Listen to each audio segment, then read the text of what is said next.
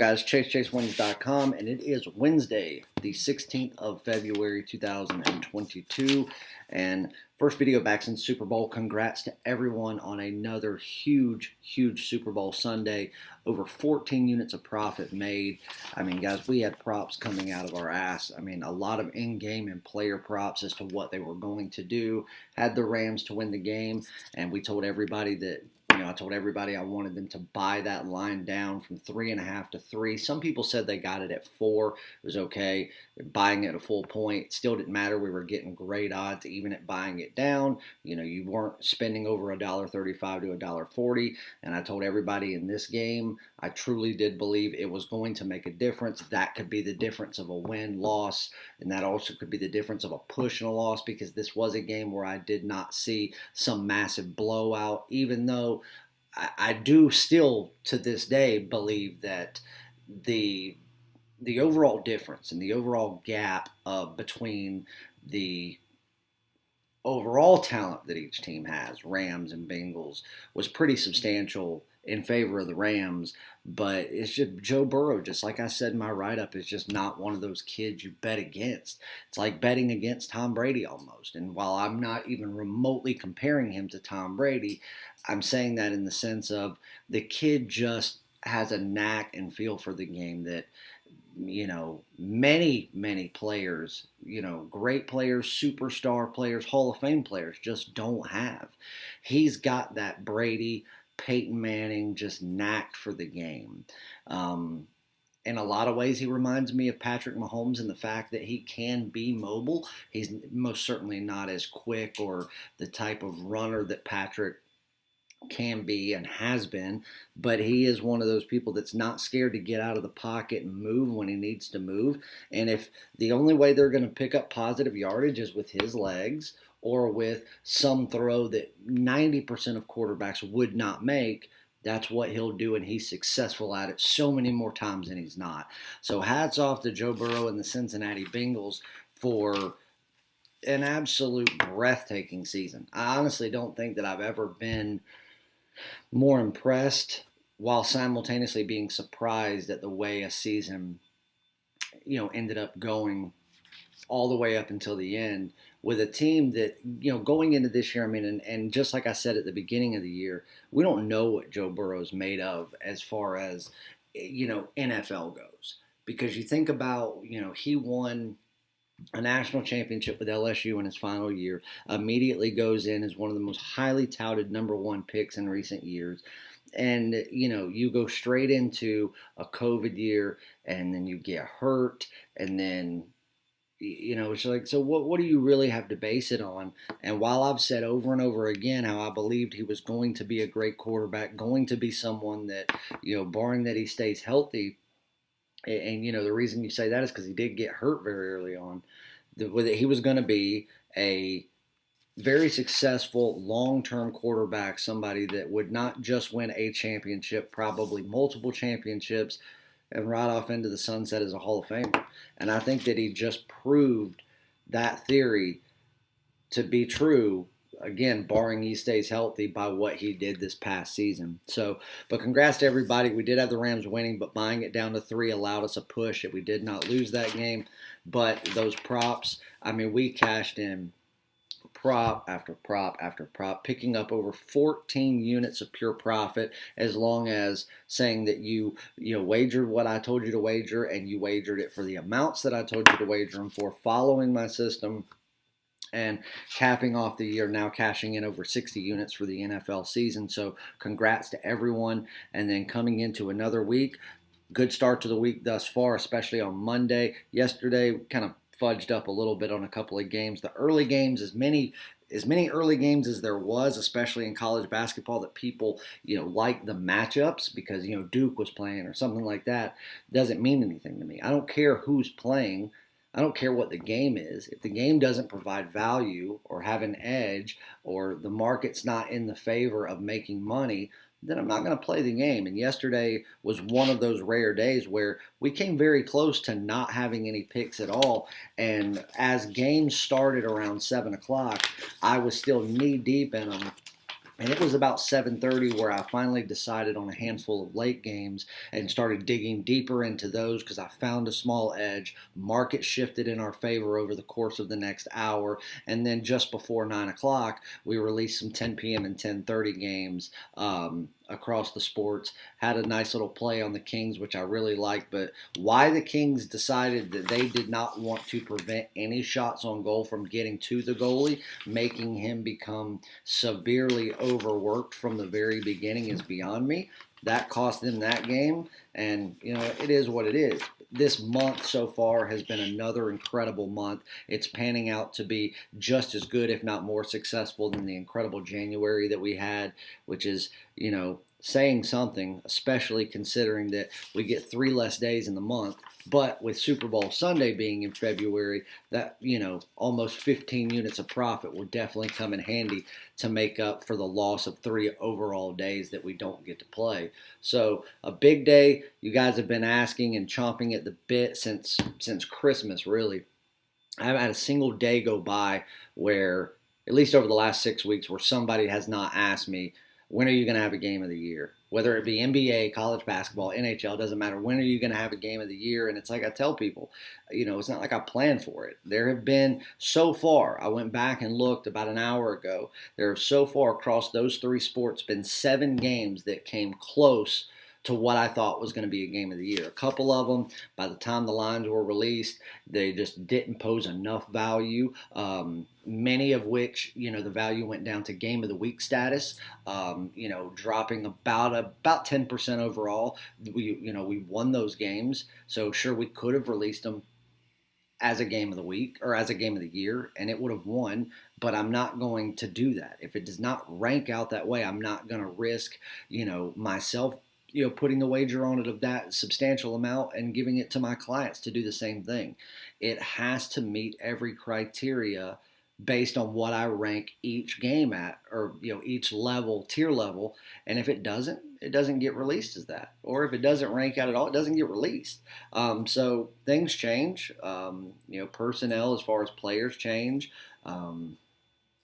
And again, market moves. And if it doesn't move the way that we want it to, I'm not going to sit there and throw my money at it or expect you to throw your money at it. Just to be able to give you this game with this rating that's just going to intrigue everybody.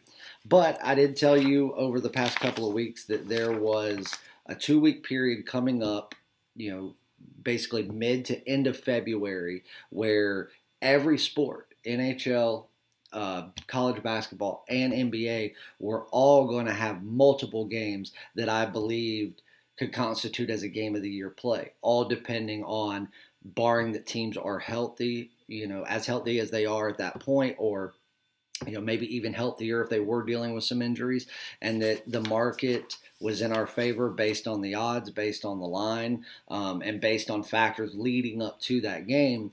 And so I am very happy to announce that I do have a game of the year locked in for the National Hockey League. Not only has hockey just been on fire, just day after day after day after day. I mean, we cashed in 3-1 on Monday, coming off of another huge week last week in the NHL. The last 3 game of the week plays, which have been the last 3 straight weeks, all of our games of the week have been either just at the start of the second period or halfway through the second period, where we're just barely at the halfway mark of the game and it's cashed. So easy, absolute blowouts, 3 weeks in a row. I mean, again, we could go shit from now until the Stanley Cup Finals are over, and we would still turn a profit in the NHL this season. That's how well it's gone this year, as it does every year. But I told you at the beginning of the season that with NHL and with the NBA that I planned on trying to break, which were already what seemed like unbreakable records in terms of winning and profit for the overall season. And, I didn't set that goal for college basketball this year. It's still possible, but that's because we have had a college basketball season at 77% before, which that was in 2019, and it was incredible to say the very least. And again, we won't be far off of it, and it's still possible we could beat it. But again, We got to see how these big games pan out, barring that they do get released. But the game of the year in the NHL is not for Wednesday. It is for Thursday. All of Thursday's lines are out. All of the totals are out. The only thing is a couple of the games that are being played lack puck line odds right now, which I'm sure will be out. Again, it's pretty early in the day on Wednesday, so they'll probably be out by the time the sun goes down tonight. But we don't need to wait on that. I've been kind of zoned in on this particular game since Friday night of this past week. I come across it while I was doing Super Bowl research, and I started looking at it then. And then, of course, once the Super Bowl stuff was locked in, I started looking into it heavy. Spent the majority of the day looking at it in between games yesterday, and then this morning, everything kind of came into place. I got goalie confirmation, and then as soon as the odds were released a couple of hours ago, I spent a solid hour on it, and it was confirmed. Wager's already in. So if you're seeing this video and you're an all access member, which those are the only members that get games of the week, month, and year included, they don't have to buy them separately. You guys have already gotten the email. You've probably already made your wagers on that game. If not, and you have to buy it, go do so. Again, you have well over 24 hours to buy this game, again, because it's not until Thursday night. The earliest game that's being played in hockey on Thursday is at 7 p.m. I'm not saying it's in a 7 p.m. game. I'm not going to tell you what game it's in. But there's games at 7 p.m., at 8, at 8:30, at 10, 10:30, normal day stuff. I'm not going to tell you when. Just know that it is a Thursday game. As long as you have purchased it and gotten your wager in before 7 o'clock, you're good. But what I will say, I would recommend buying it.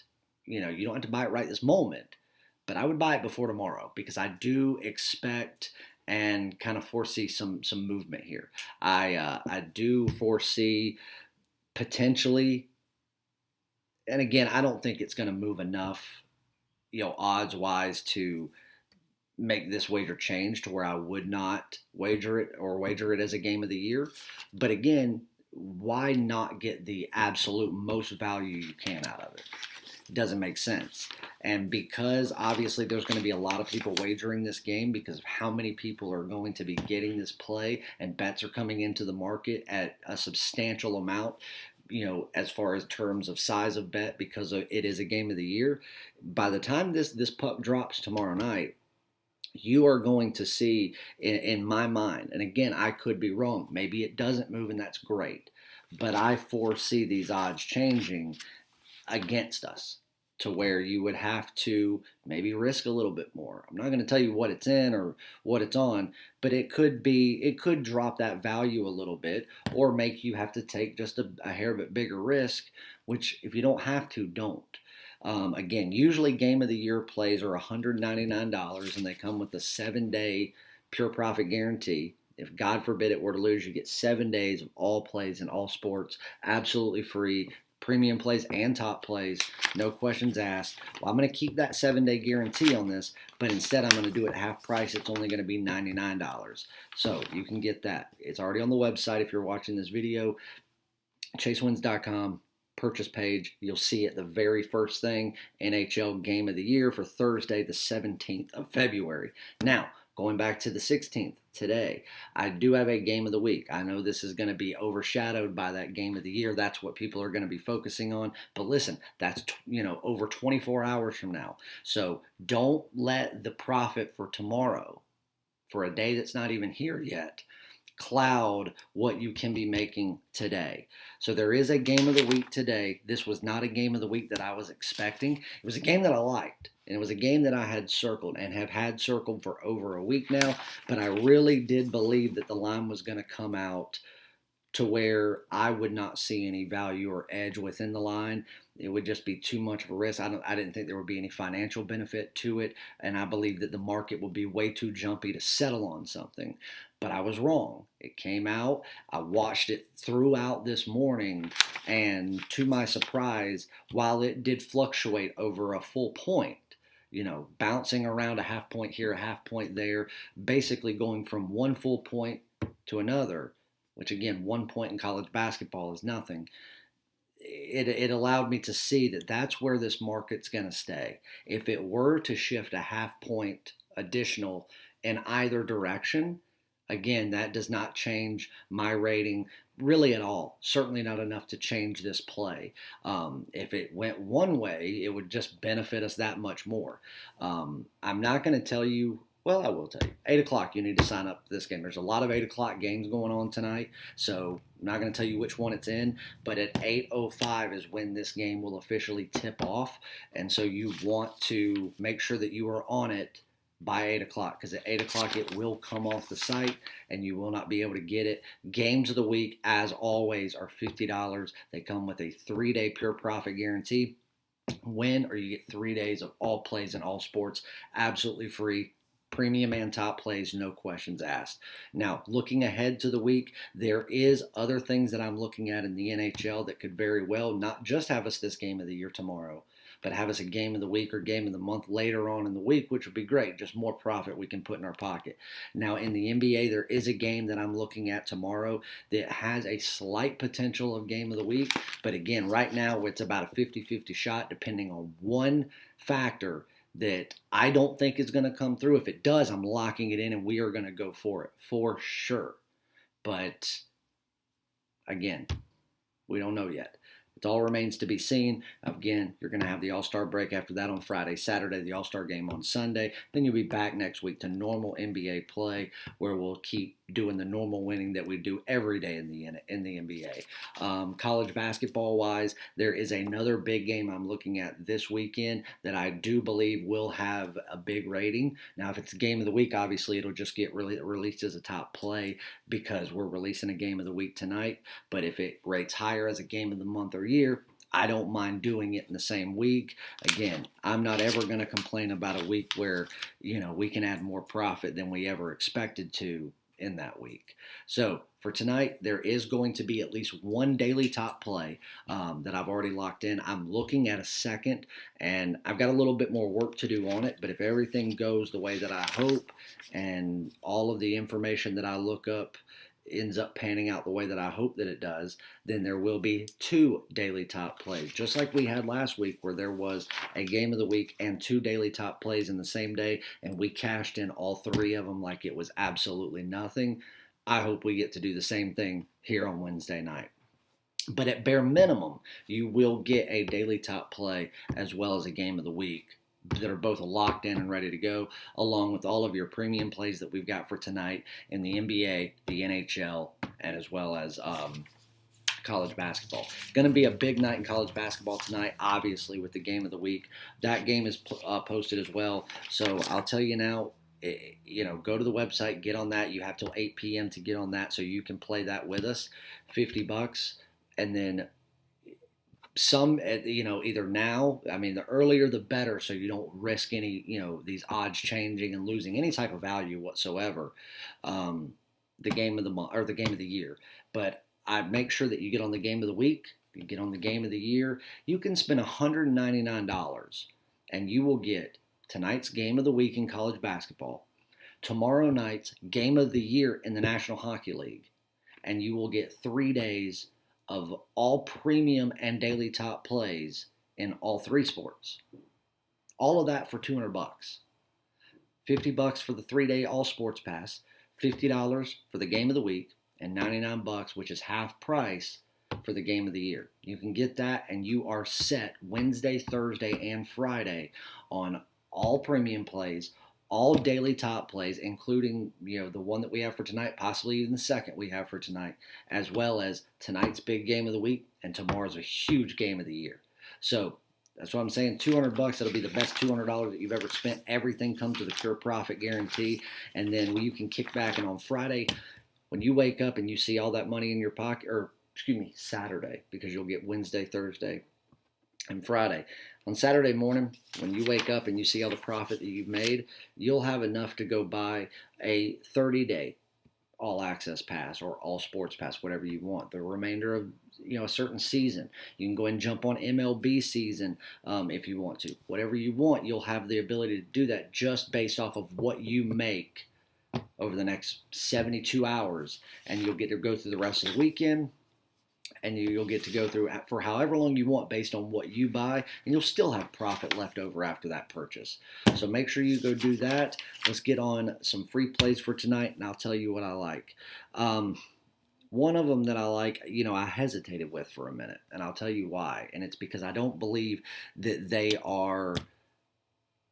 I don't believe they're playing smart as of late. I told you how I feel about LSU. I told you that I feel like they are the team that within the SEC West that could, upset Auburn as far as what they do in the SEC tournament, even regular season, and then what they potentially would do if both teams were to first they'd have to both make the tournament, which we already know one is a given. Obviously, Auburn is a given to go as far as they can. But whether they were to meet in the NCAA tournament or whether they were to, not meet, but both be sitting in the Sweet 16, let's say, and LSU be the one that advances and Auburn doesn't. And then we got to about the Christmas time. And LSU just started playing as if they couldn't, get beat by somebody. While Auburn, believe it or not, with a Bruce Pearl team that only knows how to shoot threes and run 1,000 miles an hour, was playing smart, fundamental ball, still shooting more threes than anybody ever should. But that's just the way he is and the way his teams have always been, even going back to his days at Tennessee. Now if LSU gets back to playing smart, then I do believe that LSU is the best team in the SEC West. I really do, because I believe they have the defense that Auburn doesn't. They're not offensively better than Auburn, nor is Kentucky, nor is Alabama. There's no team offensively better in the Southeastern Conference than the Auburn Tigers, period. But defensively, I do believe that LSU is the best. Obviously, Alabama could beat Auburn on any given night just because it's that rivalry. Same way that a Calipari team could beat anybody on any given night just because it's Calipari and he's going to get McDonald's All-Americans for a year before he ships them off to whatever NBA franchise picks them. I do believe that the LSU Tigers, while still not overlooked, I think have been in recent weeks looked at as still that team from November. And that's why these lines have been inflated to the extent that they have recently, and it's bitten people that have backed LSU. Now I think we get to where there's a correction in this market where a game that should be, LSU minus 20. I'm not saying it. Let's see what the current line is right now. If it's moved, it shouldn't be 20, but it should be into about the 16 and a half, maybe even 17 if you want to be a little more liberal towards it. But as of this moment, no, it is actually at 16. No, excuse me, 15. 15 at William Hill, and right now I'm thinking that this line accurately should be about 17. But this is a game that, based on the way that the odds makers have kind of gone towards this, this odds making of LSU, this would be a game that on any other situation, if it were a week ago, 2 weeks ago, 2 months ago, this would have been LSU by 22, 23, especially over at Georgia, who is just pathetic in basketball this year, which is actually kind of sad considering what they just came off of, sending one of the top draft picks out, actually having a talented squad. I don't like their coach a whole lot. I don't think that he is poised to have a substantially long career at a big school and find success with it. Not unless he has some great assistants. But I think Georgia is just tripping over themselves. But Georgia's also been that team that has made some surprise upsets this year. But again, that's college basketball. I think this is kind of an overcorrection in this market where, do I believe that there should have been a correction with the way LSU was being handled and the lines they were laying? Yes. So I like that. But I think that it's an overcorrection and just a little bit too much. And while I think that anything, again, like I said, at 17, I would have laid this and been happy about it. I think we're getting just that additional 2-point edge and the value that comes with it by taking a home team in LSU that I believe now is aware of how they fucked some things up and how they've kind of screwed themselves. And they're starting to try to rebuild that redemption. And tonight's do or die with that. You take down Georgia, you blow them out, and you somewhat redeem yourself, at least until you screw up again, or you either barely beat Georgia at home or you lose to them, and you might as well kiss this season goodbye and hope to God that everything's on your side going into next year where you still have a fighting chance to create some noise.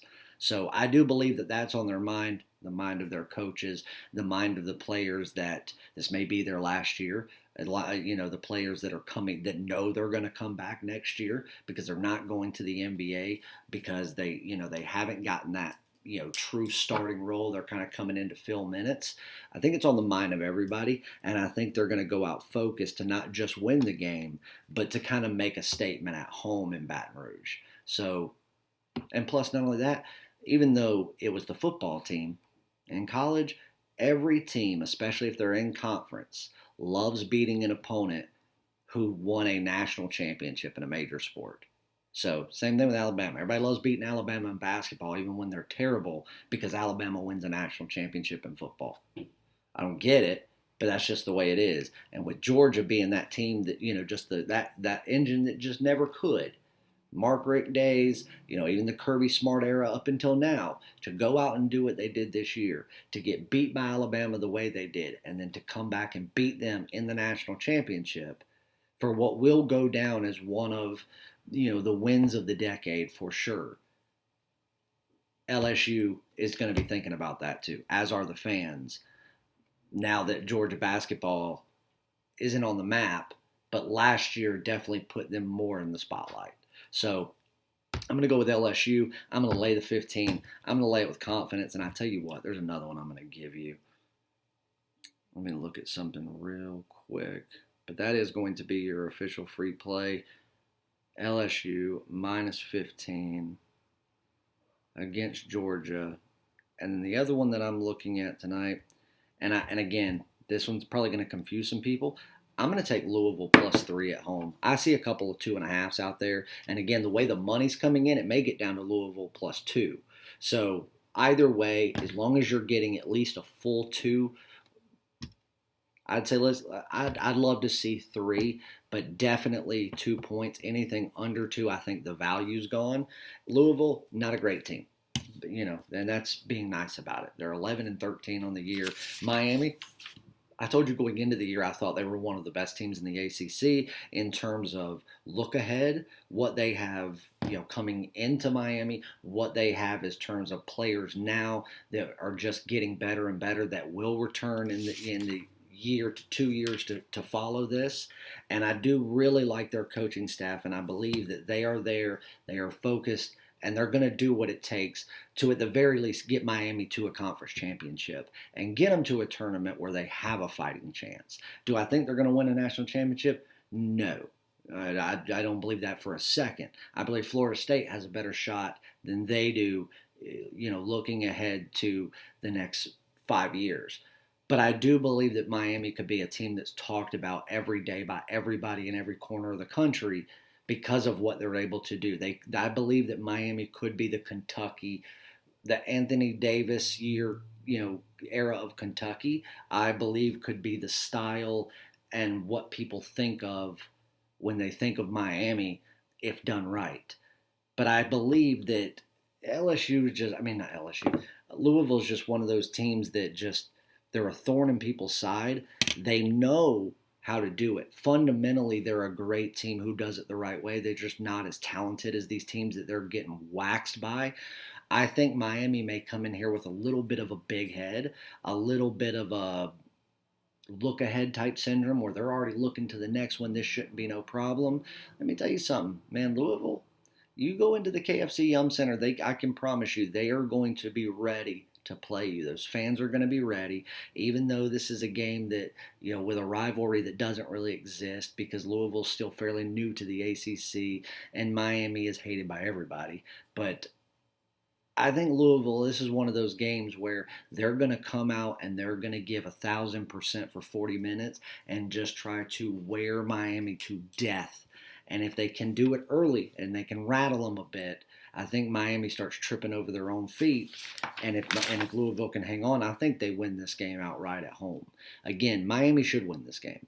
Truth be told, just based on stats alone and what's happened this season, Miami should win this game on the road by double digits.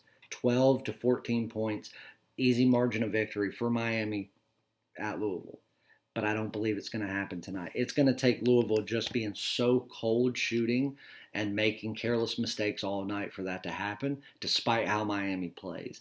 If Louisville can just play fundamental, have control of possession where they're holding the ball longer, they're making it, more time in between possessions for Miami to where they can't really get in this groove, I think they can cause Miami to start screwing themselves, tripping over their own feet, making some mistakes, and Louisville could pull the upset tonight. Again, there's a reason that this line is only 3 points. And that is because Louisville has proven more than one time this year that despite the struggles and despite how bad they may be on paper, they'll beat you any night of the week if you leave the door. If you crack it open and leave it there, they'll figure out a way to slither in and beat you, especially at home. So as your underdog pick and your secondary free play, I'm going to take Louisville plus the 3 points. And I'm also going to sprinkle a little bit on the money line for Louisville to win outright at home tonight. Again, you may be getting this at 2.5 if you're playing a different book. But again, as long as you're getting 2 or more points with Louisville, I want you to take that, and it'll be your choice if you sprinkle a little bit of fun money on the money line as well. So official free play, LSU minus 15. Secondary play, Louisville plus 3, as well as a very small lean on Louisville on the money line to win outright. Love you guys. Go to the website, get on the game of the week for tonight, the game of the year for tomorrow, and I will see all you beautiful people in the winner's circle. Good luck.